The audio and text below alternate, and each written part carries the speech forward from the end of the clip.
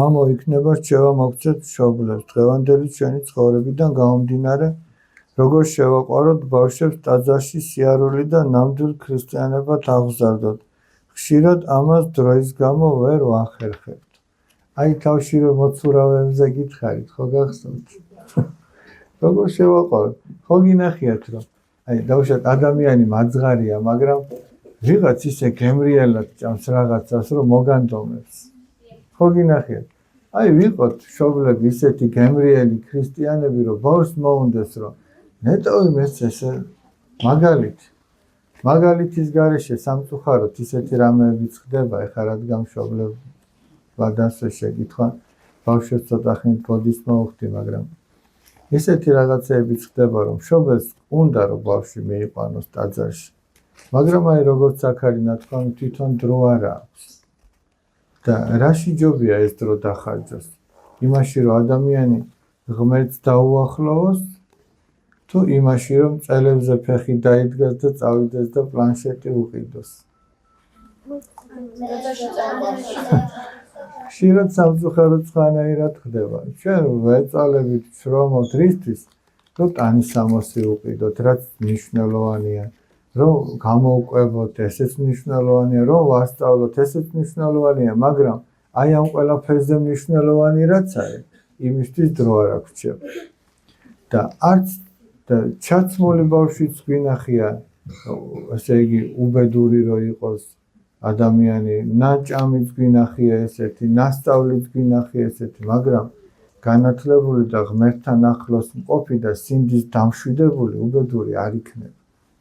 და ჩვენ იმისთვის რაც მართლაც აბედნიერებს ჩვენ შვილებს დრო არ გვაქვს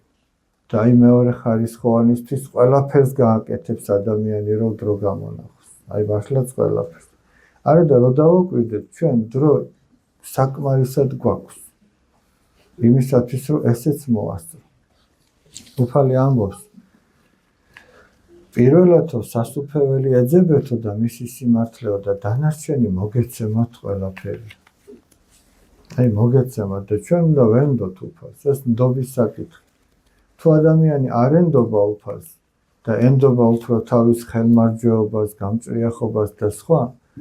ის მალე მიხვდება რომ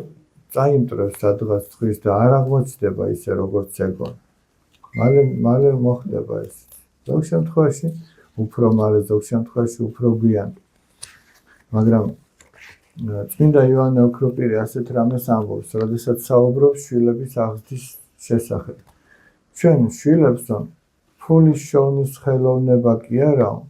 ფულის არად ჩაგდების ხელოვნება უნდა ვასწავლოთ ეხლა ჩვენ დავაკვირდეთ ყველა ის წრე ყველა ის მასწავლებელი თუ სხვა რისკენ არის მიმართული რომ ჩვენი შვილი ხორციელად იყოს კარგად. ეს საბოლოო ჯამში რაც წმინდა იოანე ოქროპირმა თქვა ერთი წინადადებით.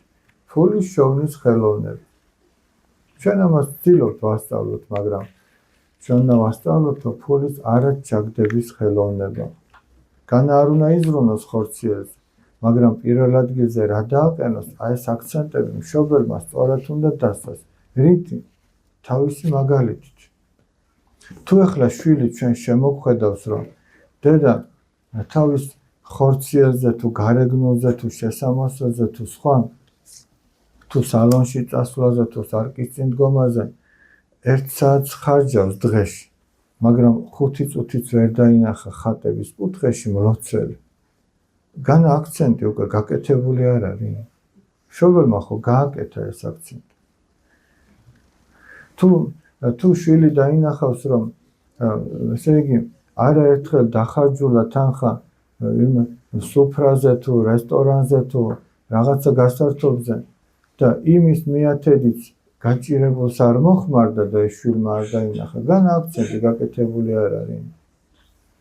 ამიტომ აი მშობელზე ბევრი რამეა დამოკიდებული მოვკიდოთ შვილის ხელი წავიყვანოთ ერთად დავეხმაროთ ვიღაცას ერთად დავდგეთ ხატების კუთხეში დაინახოთ ჩვენმა შვილმა რომ ჩვენ შეგვეძლო ხორციელად კიდევაც მოგვერხინა მაგრამ რადგან მარხვა იყო თავი შევიკავეთ რომელიღაც სუფრაზე არ წავედით იმიტომ რომ მარხვა აშვილო და მე მისჩევნია სახლში ვიყავ შვიდაწყნარად ვიდრე იქ ახლა იქ სასმელი მივიღო რაღაც ზედმეტობა იქ ცეკვა თამაში და ასე შემდეგ. ამას რო შვილი დაინახავს წიგნთან დაკავშირებით კიდე აი უბრალოდ ახლა გულწრფელად დავფიქრდეთ ბავშვების თანდასწრებით კი ამ თემაზე არ მიყვარს ხოლმე საუბარი და არც არის მიზანშეწონილი მაგრამ ახლა ცალკე როდის შევხვდებით კიდე გლახის ნაამბობი ხო ყველას აგვიკითხავს გვინახავს ფილმი გახსოვთ გაბრიელი რომ დათიკოს გაყვება ქალაქში რომ გაყვება ხო გაბრიელი და დათიკო ხო სახელები ხო არ მეშლებ თავის ბატონის შვილს რო გაყვება ხო გაბრიელი რო დაინახავს ერთ ბიჭს რომელსაც წიგნი უჭირავს და ხან იცინის ხან ჩაფიქრებულია ხან მოწყენილია ხან ინტერესით უყურებს ამ წიგნს და გაბრიელმა კითხვა არ იცის მაშინ ახლა კითხვა წერა კითხვა ყველა მარიცოდა და სთხოვს რომ იქნება მასწავლო წიგნი ანუ წერა კითხვა მასწავლო დაინტერესდა რატო დაინტერესდა იმიტომ რომ ის ბიჭი მთელი ინტერესით იყო ჩაფლული და შვილი ხშირად ხედავს ესეთ მდგომარეობაში ვაი წიგნი გვიჭირავს და რაღაცას თვალს ვერ წყვეტ და რაღაცა ხან გვახარებს ახლა ნოდარ დუმბაძის წიგნს რო კითხულობ მართლა ისეთია ხან ტირი ხარ და ხან იცინი ხარ ერთი და იგივე წიგნში ისეთი რაღაცები ხდება და შვილს ხშირად დაუნახი ვართ რომ ესე ინტერესით ხან ჩაფლული ვართ ხან ვიცინით ხან წუხარებთ და შვილი რაში ხედავს რაში ვარ ჩართულები და რაშიც ხედავს იმას აკეთებს მე ხო და ეს ჩვენი რეალობაა სამწუხაროდ დიდებიც ჩვენ ბავშვებზე ვამბობთ მაგრამ დიდებიც სამჭაობში ვართ ერთი და იგივე ჭაობში ვართ ყველა ისე რომ სანამ შვილზე ვიტყვით როგორ მივიყვანოთ ტაძარში კითხვა რაც იყო მე იმას უბრუნდები იმაზე ვიფიქროთ ჩვენ როგორ მივიდეთ ტაძარში და როგორ მივცეთ მაგალითი ჩვენ შვილებს და თუ ჩვენ გაიოლება მოგვინდება საქმისა რომ ჩვენს მიუსულელად ის მივიდეს კი ეგეც შეიძლება მოხდეს მაგრამ უფრო ძნელად ამიტომ დასაფიქრებელი საკითხი